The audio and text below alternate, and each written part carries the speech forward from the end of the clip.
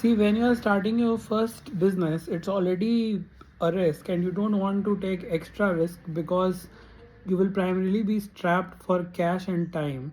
So, one way that I generally use to gauge whether my time is worth investing on a business or not, especially if it's my first business, is that you have to think from the pre existing molds or blocks that already exists, right? So the blocks of the business is basically marketing, sales, manufacturing, development, product, finance, and human resource, right?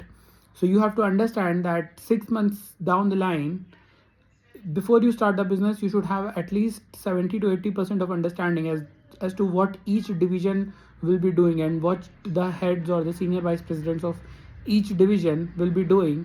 And if you cannot answer that, then maybe you are taking some risks that are actually unwarranted for your first business.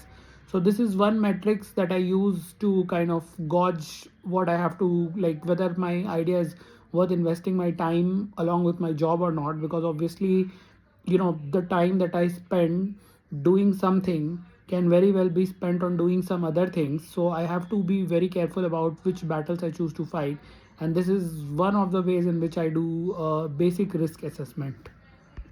So if I'm not able to figure out for each of the business divisions as to what will their primary function be, then I take a step back.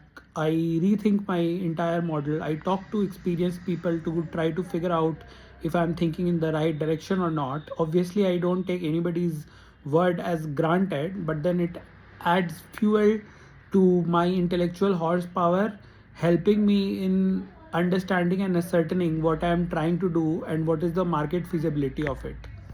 One other thing that I generally like to avoid is being in a state of analysis paralysis throughout my career, and also to all the aspiring business leaders.